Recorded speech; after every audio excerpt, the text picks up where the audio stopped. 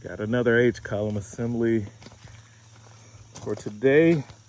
This is our new part. Hopefully Lippert sent the right part.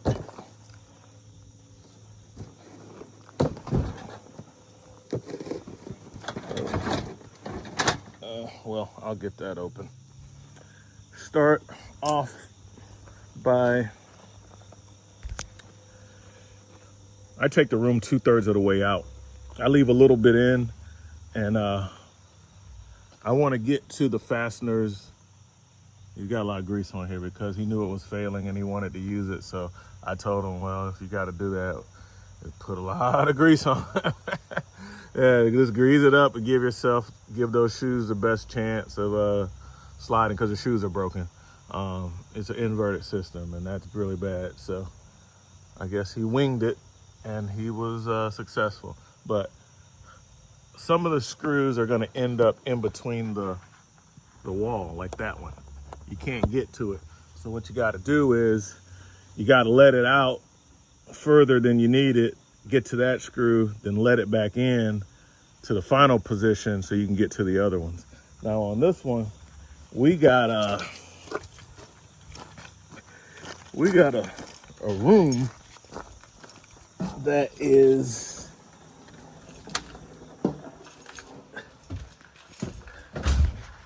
we got to take a lot of stuff.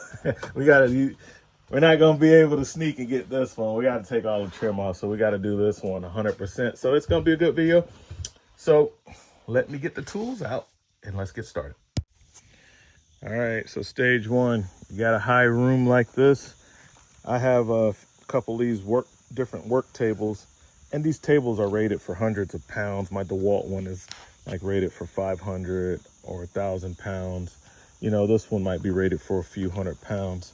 And I'm not using so much pressure, you know. So I got it right there on the strongest point, center line of the table. And got my tall boy jack. All right. And then I'm just putting enough pressure on it to like take a little bit of the weight off the rollers, right? So like you're not jacking it way up, you know what I mean? You're just supporting the room, right? And that's gonna help when we gotta put this stuff back together, as well as, you know, take it apart. So I don't want the room moving as I move the assembly off. I've never had a problem with it, but this is the part of procedure. And so if you got a tall fifth wheel, you're working on this bedroom, then you know, this is better than trying to use a long pole. But you could use a long pole, you know, but let's use a table. Sometimes I would use my lift table, and but this is so much lighter. So just got a little bit of pressure on it. Tall boy jack, once again, you know, I got so many, and I keep a lot of wood. You can look and see, like, my dad's a carpenter. He's always making stuff, so I always have all kinds of wood. So now we got the room supported. I lifted it up until I saw some of the pressure come off of the roller. It's still, a lot of the weight is on the roller because I can't really spin the rollers. I can see that he's having an issue with there's some kind of gunk, probably parts of the seal getting caught up in the roller. That's probably what that is. You can see that's a whole nother deal. I gotta concentrate on this part. So that's step one. Next, go grab my impact drivers and start taking out all of the fasteners, but I'm gonna leave 2 on this end and then 1 on the other end, and I'll take those out after I get everything in the middle out. Now, I'm a little premature. I'm just doing this for the video to show you how you set up the jack, but I'm gonna let this back down because remember, I gotta take out the screws that are in here, which is going to require me to have to move the room a bit until I can get to those out on both sides. So let's move to get the rest of the tools, and then we'll start taking the trim apart. So remove all the fasteners, leave a couple on the end, on bottom and top. Using that JDT-Co mat. The mat doesn't have the strongest magnets, but it does have a lot of magnets. I think I was watching one of their videos. They said it has 67 magnets in it. You know, they're not the strongest magnets. The magnets are not as strong as the magnets that are in the snap-on pads. I know, guys, but it has so many magnets that they're strong enough. So while I'm up here taking, plus the mat is really big. So while I'm up on this top rung, I can literally stand on the mat. I take my screws out, and then I just drop them. And they don't bounce off and they don't stick. So do they have to be the absolute best, strongest neodymium magnets, rare earth, whatever? No, they don't, because the thing still works. And it's holding the screws. They're not falling off. And even from, you know, 5 feet up, dropping these onto the magnet pad, they stay and they stick. So it's good enough. Plus, like I said, I like the clip that they put on it, because I clips it to my my bag, and when I grab my go bag, that's what I got with me. So it's easy to carry too because of that. So now I'm gonna go and just snatch that up. That's a big punch. Now this is pretty heavy. That is impressive. That is impressive. Like I said, they're good enough. This is heavy stuff here. This weighs about 5 pounds. You know, it's not holding that, but it sticks to it, but it's rolling. You know, yeah, this rolls off. Like I said, they're not the strongest magnets, but they're strong enough. I'm not going to be putting something like that on this. I'm using it for normal stuff like I'm doing now. So, lower this down, get the wood out of it, and go on the inside, run the room in so that I can get the fasteners from the inside. So like I said, I'm not hating on the JDT-Co mat. I have both, you know. This is one of my small snap-on mats that I keep in here. You can tell by the dirty spots that this mat only has 4 magnets in it. It doesn't have 10, it doesn't have 50, it doesn't have 67. It doesn't have the magnets per square inch as the JDT-Co mat has. But what it does have is a much higher quality magnet, and that same 5-pound bar, you know, this magnet will hold it. This little tiny mat will hold that 5-pound bar, and that's the difference, you know. So you got to ask yourself, what do you need? You know, if you know you got to have heavy stuff on the mat, well, get the snap-on mat. If you're not putting super heavy stuff on the mat, or get the JDT-Co mat, because this mat would not be good for the screws. You know, this mat is great for what I use it for, but like if you were to dump, you know, a handful of screws on it, well, some of them might hit the magnet, some of them might bounce off because of how far apart the magnet is spread. So I much rather, you know, for lightweight multiple parts, I rather use the JDT-Co mat. It has a lot of weaker magnets, whereas this one has a lot of it has a few strong magnets. So if I drop these down, now it caught it, but I was just like right here, and there's nothing wrong with this mat. This mat is fine. But you know, it kind of has to go to where the magnets are. There's nothing that's going to stick in the other sections. So when you have a really big mat and it only has a few magnets in it, you could run into problems, okay? Unless you're just using it for really heavy tools.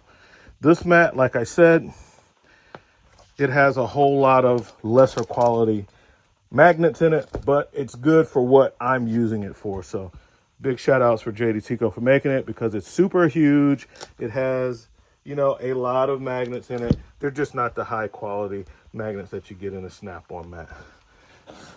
So there you go. But normal tools, you know, it can hold. Some of your heavier pliers, like my high leverage Nipex and stuff like that, well, not so much. You know, maybe you can get it to hold it, but a little moving around and it won't. Like I said, the magnets aren't as strong. You can tell by how easily it is to pull the tool up that the magnets they're just not as strong, you know. But that doesn't matter if they're strong enough, and they are strong enough. So now that we're in here, we got to start taking this trim apart. And this Blue Point, and I think JD Tico sells a version of this too. And Blue Point doesn't make these. I think they have them made by Middle Magistry or Imagery or something like that. I seen one on, I bought a knockoff one. Well, it's not really a knockoff one. I bought one from the OEM, the people that make it for Snap-on, and it's the same tool. You know, it's the same tool. I have them both.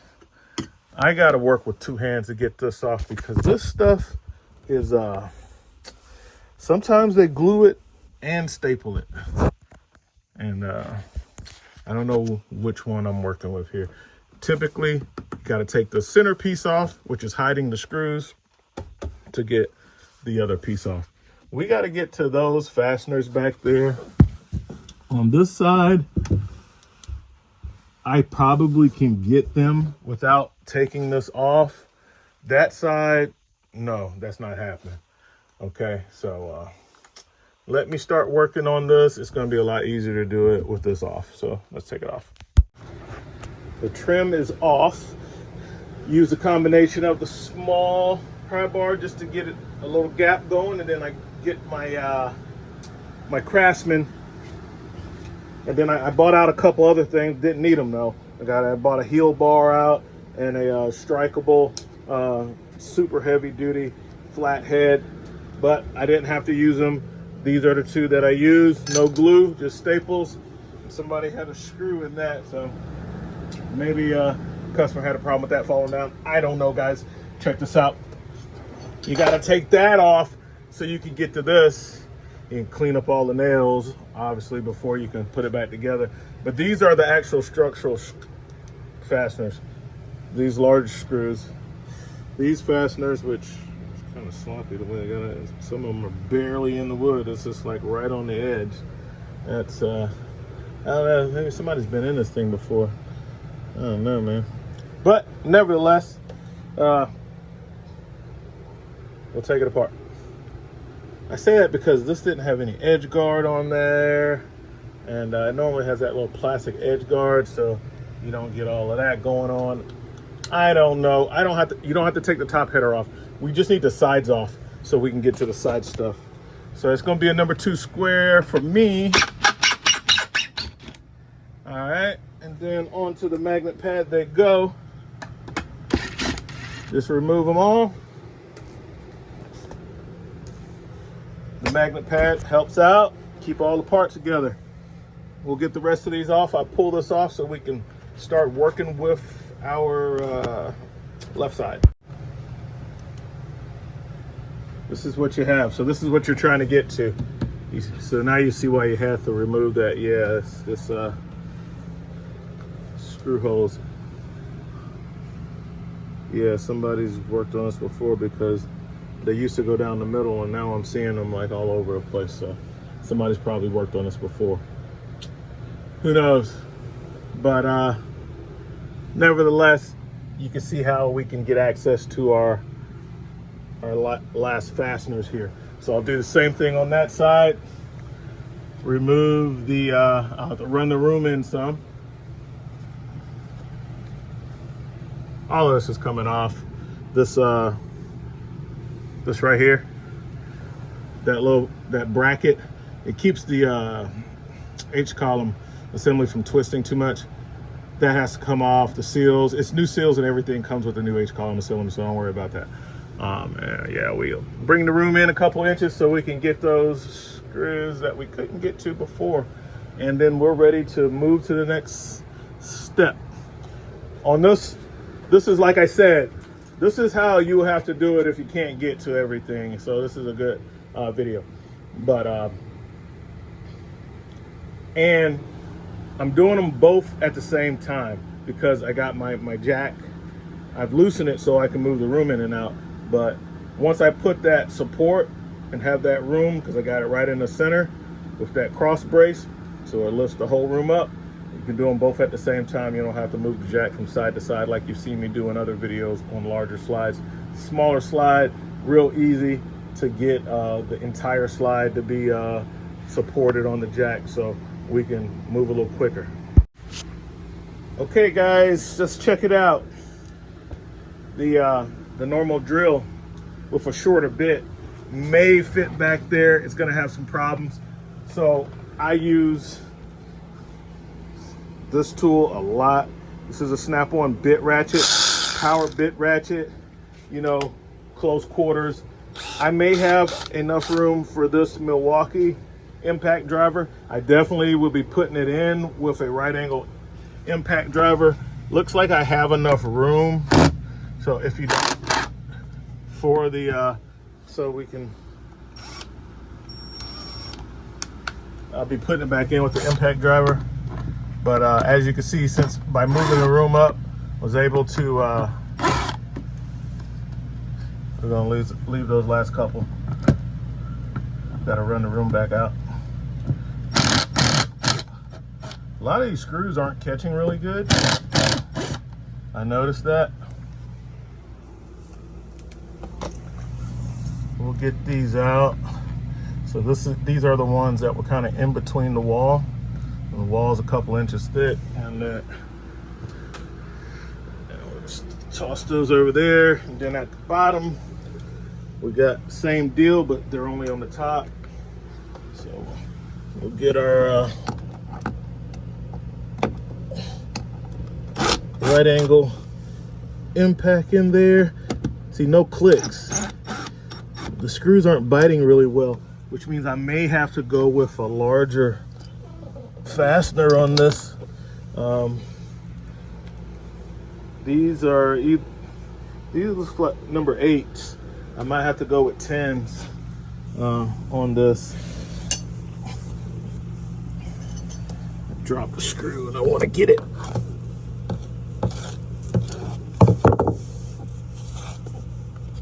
Okay, that's this side.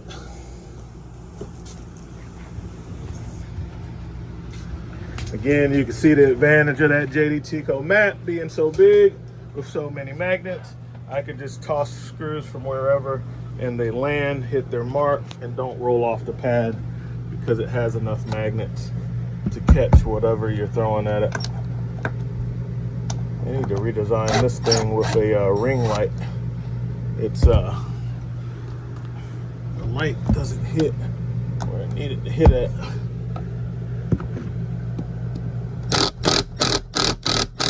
That one's actually biting. Most of them on the outside were the same way. They didn't bite so much going out, and that's concerning because it means it's not really holding the H-column assembly very tight. Looks like I got 2 on the bottom to get through there. Of course, these are not sliders. Yeah. Closet's in the way, everything is in the way. But we're gonna get it, guys. Yeah, these right angle tools. I wish they would make an extended reach one.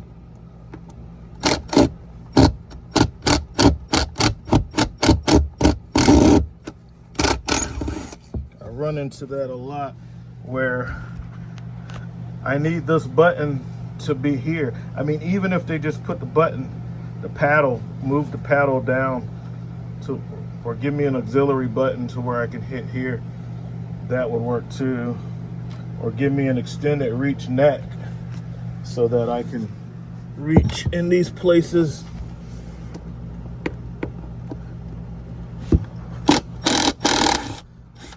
Okay, those are biting pretty good. All right, next step is to run the room back out and lift our jack back up some. Grab a different tray, magnetic tray, so that I can keep the fasteners separated, because now I'm working on the fasteners that hold the H-Column assembly to the framing. So that's the these fasteners. So I got both sides taken apart. Don't forget to, you gotta take a look at whatever you're working on. On mine, the way they had this secured, it would have stopped the column from coming out. So on the top and the bottom, I had to also remove the fasteners for this gasket and pull that top seal back so that when it's time to run my column out, I can do that. And of course, we left one couple of screws in on the very ends, on the inside and outside, because we're gonna pull that column out while it's on the track using our jumper. So let's go on the inside, do the same thing that we did out here, and then it's time to start pulling the columns out. Now with our bracket off, you can actually see the H-Column assembly. You can see the wire for the motor. There's your sticker with your V number, and yeah, so we'll be matching this up with a new assembly, because you never know. I've had them send me the wrong one before. So there's the bracket. They use that, like I said, to keep it from twisting, and do the same thing on the other side. Then we'll get ready for our blocks of wood that we will use in between here on the outside to pull the column out. A couple of pro tips: if you're in a precarious area and you can't afford to drop the screws, if you have a flexible magnet pad or just one that fits, fold it up or get it under the bottom, and that way as the screws drop, they land on the magnet pad and you don't have to waste time trying to find a fastener, which, working on cars, you know, a lot of times you spend more time doing that than you do fixing a car. So I just stuck this one under there. It would have been easier because this one's so flexible, the JDTco one. I could have easily slid it under the floor and got everything. So but it worked out with the other one. I just kind of had to tilt it to the side like that. But I didn't even worry about trying to catch the screws. I just zipped them out and let them fall, and they all fell into the tray and stuck. Next thing you want to do is grab your wires. So this has been done very neatly, and the wires are all stuck back there. You want to get this harness, which stays, that doesn't come out. Just connect the wire and just leave that hanging on the inside. You don't want to pull that out with the H-Column, but you do want to get this out because for our test wire, and we're going to pull that around to the other side to push it outside. So that's basically, because this is what we're going to use with our battery pack. So we want this to be hanging it loose. We'll connect our wires and push them outside for our test harness. So just do that for both sides. Save yourself some trouble while you're in here. See how nice and neat they have them routed, and then it has that bend right there, and it's a little notch where the wire's going through. Like, you gotta pull that out, and kind of tight. Don't worry about if you have to tear the seal to get that wire without damaging that wire, because this seal is going to be on the new one. So just tear that seal out of your way. I keep these little Knipex pliers as my my little EDC pliers, so they're always in my pocket, and they come in handy for all types of stuff. I can get a good grip on that seal. See how I just ripped that seal out of the way?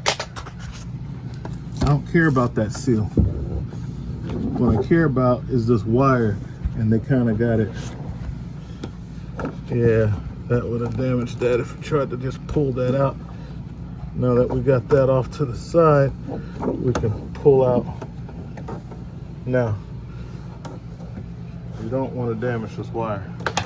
You don't want to rerun that wire if you don't have to. So now we got our motor wire free, so we can work with it with our special jumper. All right. For my flat rate guys and non-flat rate guys, this is one of those jobs where you just got to bill it for the book time.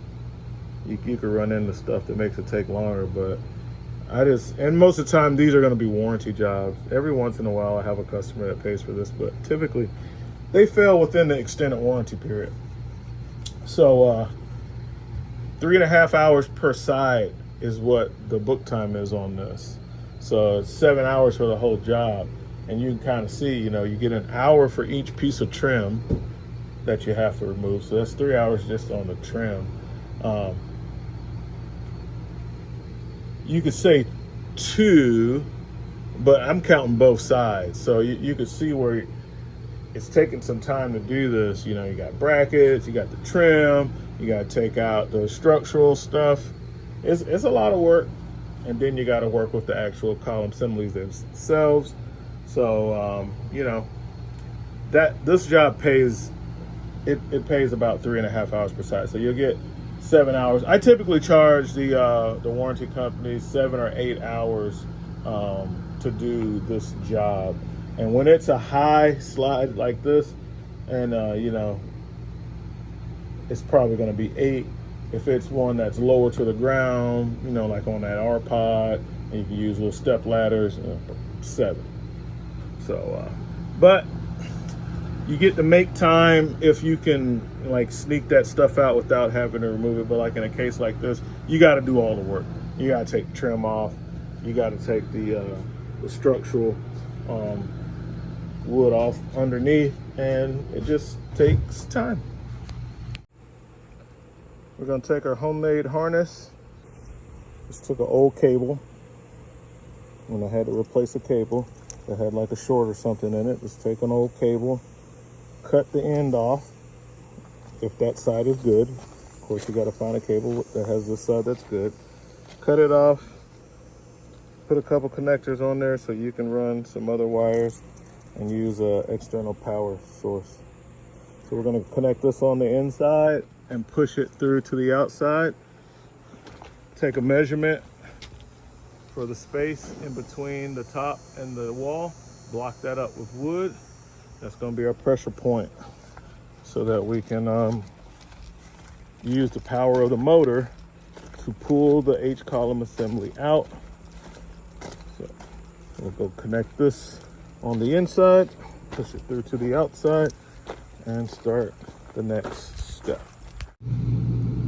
Just connect it and push it through the seal. You can see to the outside there. So we can operate, because we're pulling the column out. So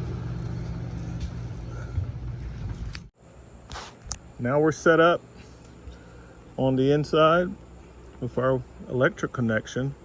We're set up so we can go ahead and get this thing out. But listen, guys, and don't sleep on this. Listen, don't be cheap. You're gonna have to take your utility knife with the razor blade in it to cut the sealant on the outside. It's very important that you go ahead and put a new blade in. You do not want to slip. And a dull blade, you're gonna cutting yourself, or you're gonna slip and you're gonna cut, this decal or something, and you're gonna be paying for that. Then you're gonna need a little thin pry bar like this to start it. Now, like I said, man, don't sleep. Don't try to be cheap. Put a new razor blade in before you do this. You go to do the other side, flip it over, and use a new blade on the other side. You have to cut the sealant. Now, I've already cut this one, but because I use a new razor blade, you can't even tell because my line is so straight, it's so neat, and it's so sharp that you can't really even see that I've already cut this all the way down. All right, use a new blade, guys. Then take your sheet metal skinning tool and get behind it. And that's what you want. You want to create a gap to break the seal all the way down. And then we'll use our electronics to pull this down the tracks electronically. Somebody's out there, they know, they figure they're gonna get away with a used razor blade, and yeah, they're gonna tear up this, they're gonna scratch up the person's camper. And the guy that won't use the razor blade is probably the guy that's gonna act like he didn't do it, you know, when the customer asks, what's that? And you're buying and replacing those decals for free or getting fiberglass work done because you're too dumb to put a new blade in. I'm telling you right now, don't do it. Put a new blade in before you run that line down. Now I got another, I do a lot of these, you know. A lot of guys don't like to do them. They don't have the experience or whatever. They don't like Schwintek. They'll just say, oh, I hate Schwintek. I don't like to work on them. Yeah, I used to say that about cable slides because I didn't know how to do them. And then I love working on them after I went and got the training and the experience to learn how to do them. This one came in today. This is for another camper. Another big fifth wheel, and I think it's another high room too. Those I build at eight hours. I build those high ones at 8 hours. Especially when you gotta do it in the field. Like I'm doing this one here. But like, this is getting out of here tomorrow. This is done. I gotta run the Harbor Freight or somewhere and get some sanding paper and sand down that, sand this down nice and smooth and blend it in with the fiberglass. But anyway, because I don't have all this, like I could just walk around and get pieces of wood and make it work without cutting anything. I don't have that in the field. I have to just buy a piece of lumber, buy a 2x4, take it with me and cut it on site to size, so it takes a little bit more to do it. But yeah, starting to itch. Let me get this, mosquitoes are out here bad. I need to go get my mosquito spray.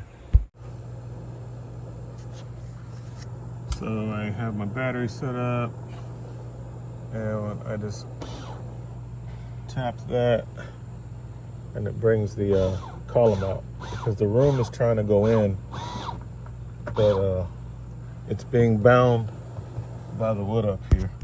Now, what's happening is it's getting hung up on the bottom, and this is going to be a problem. If it's hard coming out, it's going to be the same way going in. So what we can do is lift up on our room a little more. And ultimately, I normally just end up taking my pry bar. There we go. See, lift up on the room enough, and this one popped right out. So now that that's free, we know, might as well leave it up that high until we get the next one on, because it catches on this bottom edge because of the way they put like the drip tray, the little plastic to catch the water and whatnot. That's what's catching on it. So we'll run this out the rest of the way.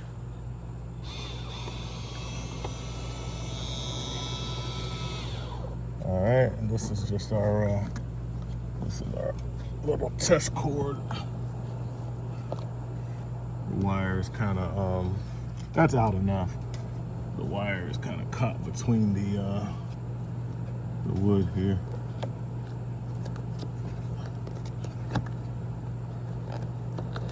There we go. Yeah. There we go. So We just need it out about halfway so we can pull this out. Now we can remove the rest of the fasteners and we can get this out the rest of the way. We don't have to run it out anymore, but just in case, I'll just leave my doodad hooked up. Take my battery and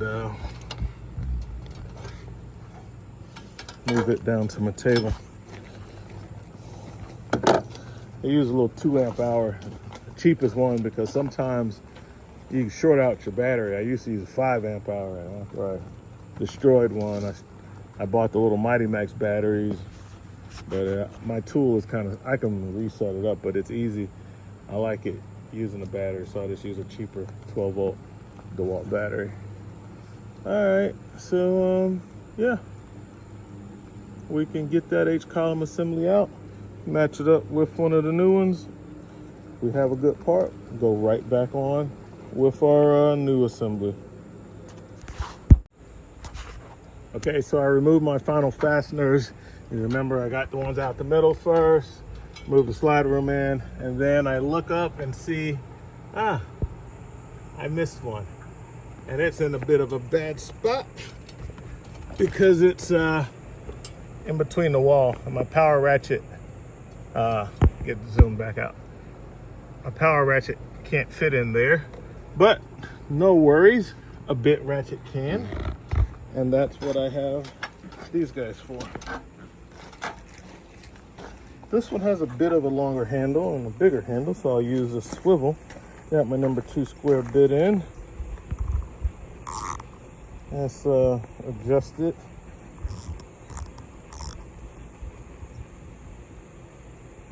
To untighten. And I'll stick this one in my pocket just in case this one's not good enough for me. So we got a couple of these snap-on bit ratchets. Oh man, 2 of them. I didn't get everything I thought that I got. And these are the situations, like, now it'll be slow going because I mean I'm taking out a 1-inch fastener with a bit ratchet, and I'll need another hand so I can put back pressure on it. So I'll probably use the other ratchet with the flat head so I can apply back pressure without messing with the mechanism there. Because I think this one, yeah, the whole thing moves on the back. So I'll switch over to my other ratchet. This one will get it, but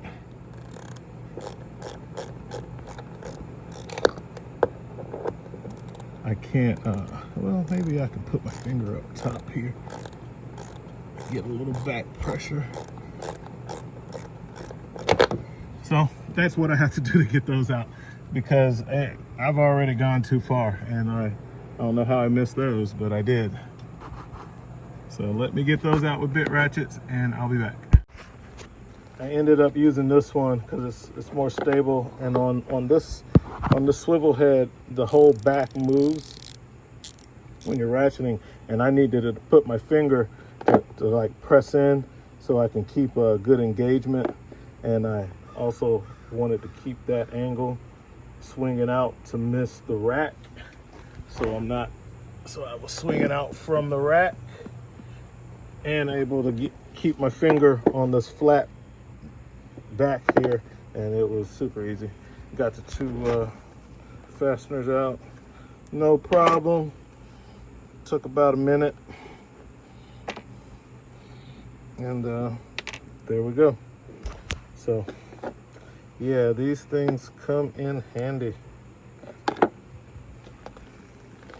I need to find I can't hardly find stubby square number 2 bits, like the half cut bits. I think Vim makes a kit that I was looking at, and then I thought about somebody else mentioned about just grinding, but I don't want to do that. I don't want any sharp edges. I don't want it, you know, there was like, well, just cut one of these, cut the back of this in half, you know, that probably would work, but you see how they have that chamfer right there? I'd rather just buy a bit that is made like that and machined properly so it can easily go in and out of my tool and not damage. Those little snap-on ratchets are like 150 bucks. So I'll probably just go ahead and get the right bits instead of being cheap and just cutting a bit in half and having burrs and stuff on it. I'm not gonna do that. Anyway, now it's time to take the pry tool and pry this assembly off here. So run on the inside and start in here.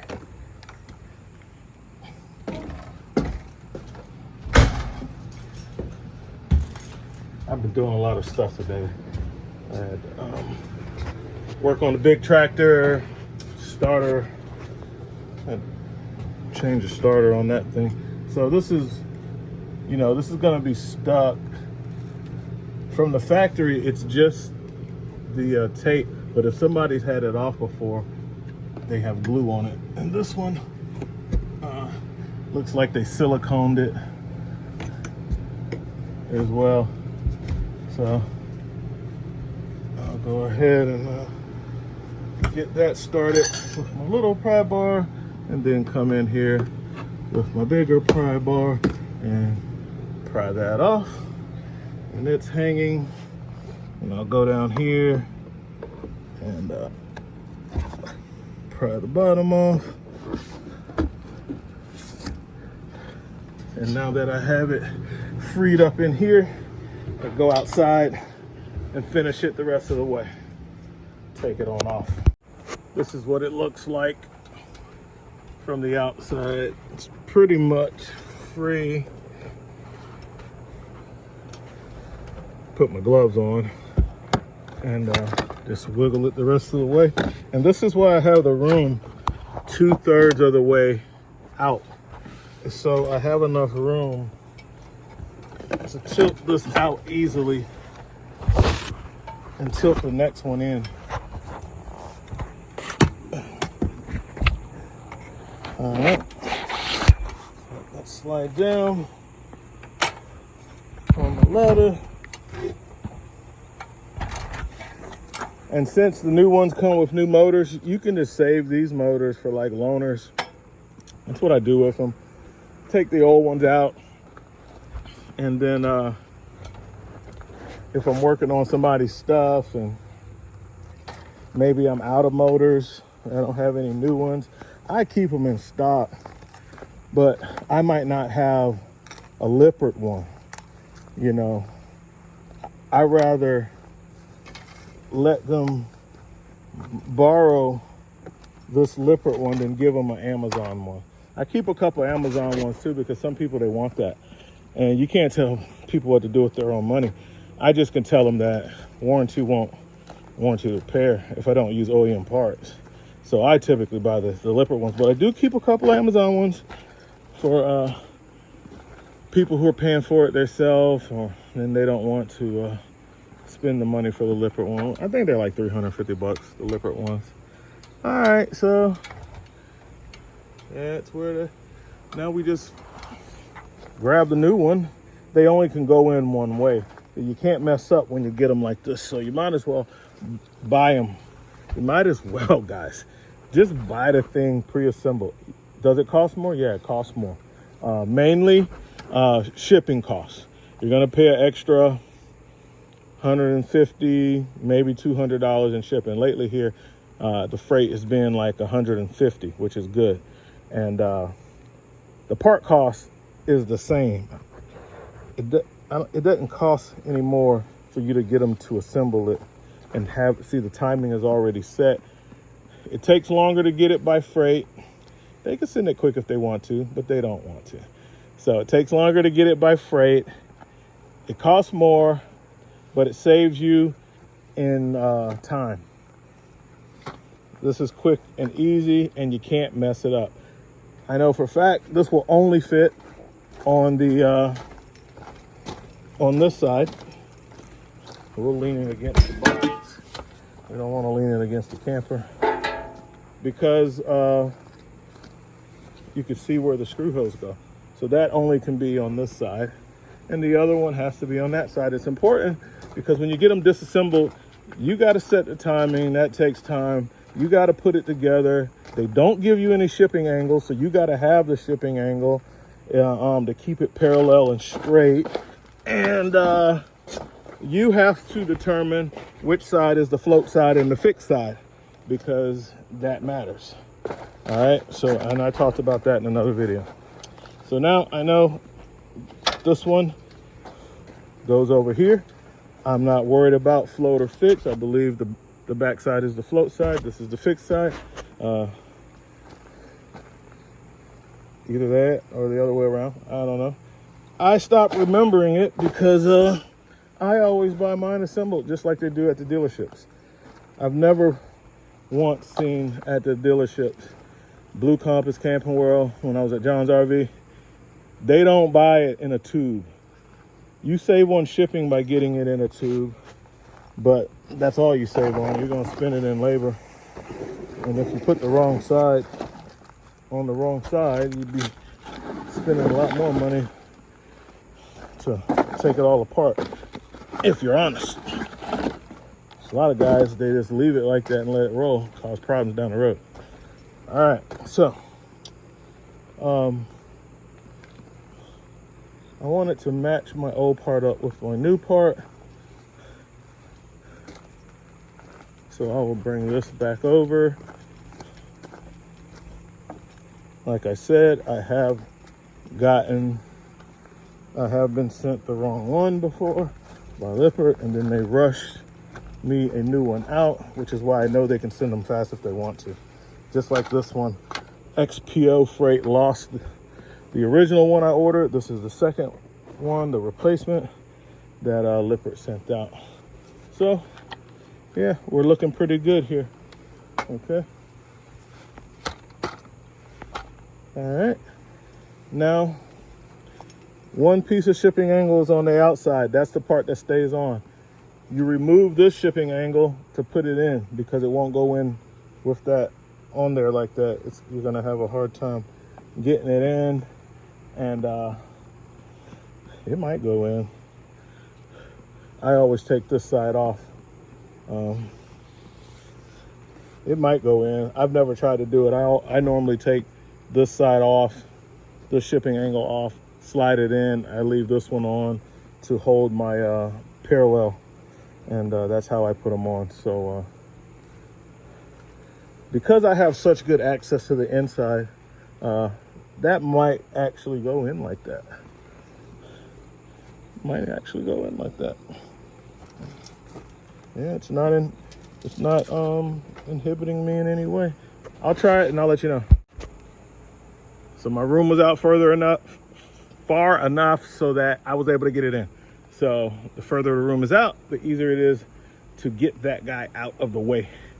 So to get it out and to put it in. But if you're having trouble getting it in, just do like I normally do and take the back shipping angle off. It gives you a lot more play and flexibility in the H-Column assembly.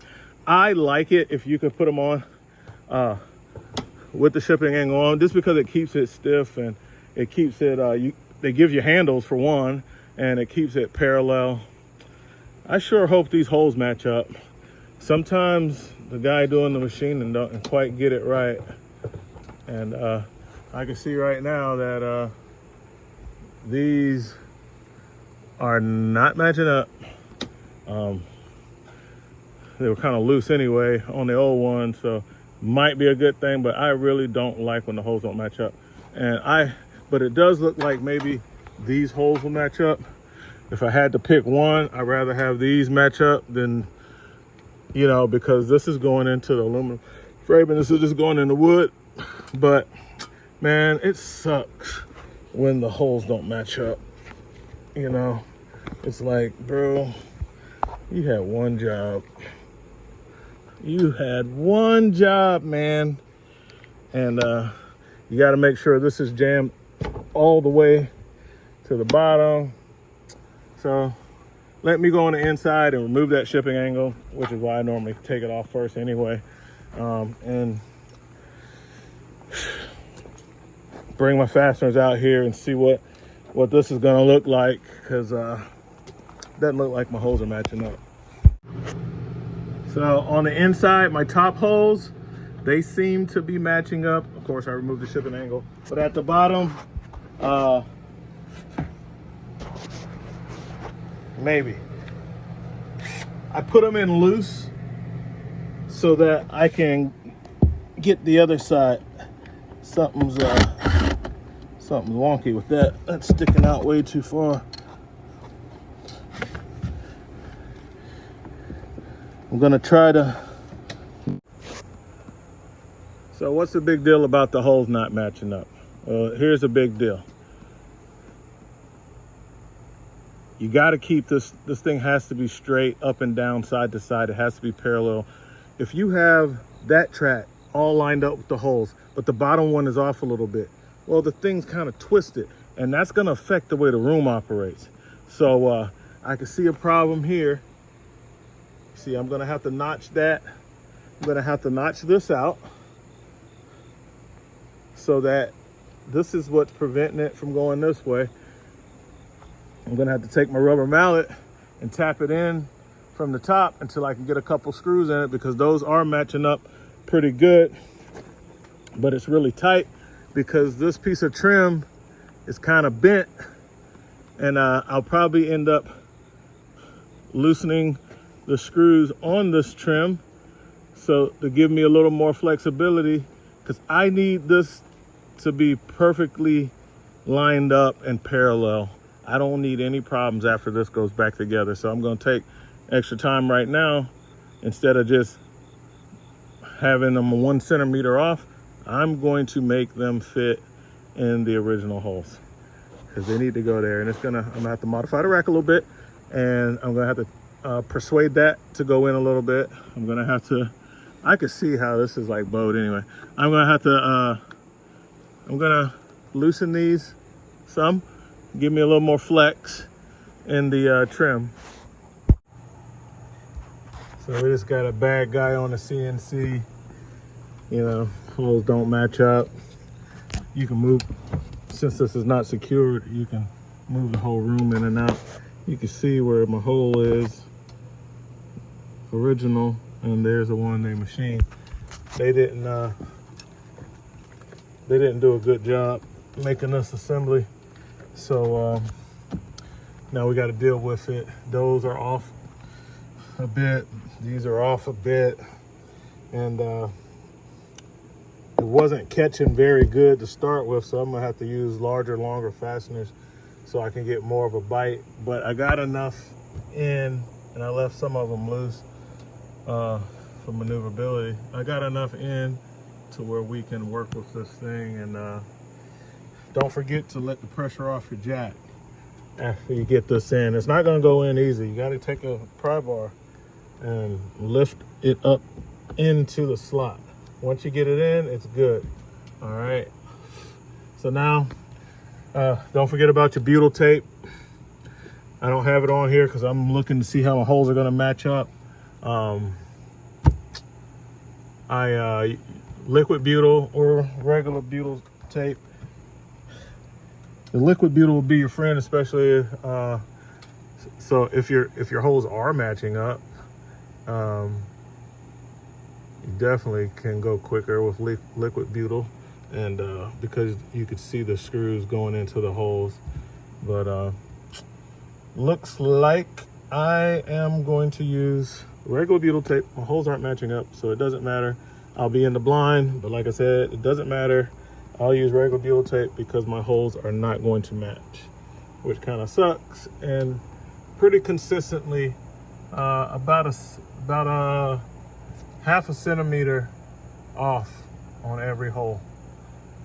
So I kind of have to angle up because I don't want to make a double hole. And this is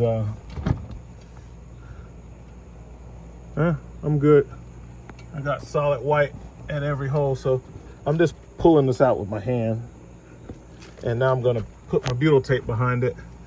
I want to use liquid butyl on this because it has all these holes that are not going to be used, but the butyl tape's going to act good too. So maybe I think I'll seal these holes first think I might put silicone in each of those holes first and then go with my butyl tape, just to, you know, just to be safe. So the factory, they use like a foam tape, and we're using butyl tape. And you can see when you squish down on it, the butyl tape squeeze out, and that's your seal. It's about the same way they do a window, but it makes a good seal. The butyl makes a good seal, so it's good to go.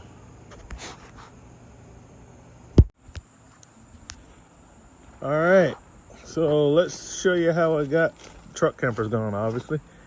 And got to do a lot of yard work, but let's see how we were able to notch this out. See, just a little slight notching, and what I used was the pineapple grinder. Is it out here? Then it's sitting in the door. So yeah, so just use the pineapple grinder to cut away enough of that material so that it could go on, since it was such a tight fit. And then we put in the screws. You can see we're getting set up on the other side now. Got my wire pushed through, and I've started to pull the column out. I got to brace the top up and do the same deal again like we did on the other side. All right, but this side is done. You know, got good compression, butyl tape, you know, squeeze it out. That's a good sign, a good seal. And I was able to get these enough of these to go into the original holes at an angle so that I knew that both racks were going to be in the right position. Then I took the screws out, except for a couple, and put them in straight so that this would be on straight. I mean, not that it was not on straight, but I don't want the screws kicked up to the side and whatnot. I want the screws to go in straight. On this, the holes didn't line up, but it was off like a 5 good millimeters or more, and I was able to make brand new holes. So that's why this is super tight. You see how far it squeezed the butyl tape, and that butyl tape was only a 1/2 inch wide. So so that worked out because made new holes, so it's all real nice and tight. So on this guy, it's gonna be the same process. You know, we're at the point to where we're about to pull out the assembly and do the same thing we do on the other side. Nothing different. So I'm gonna wrap the video up, guys, because I feel like I've showed you all the steps.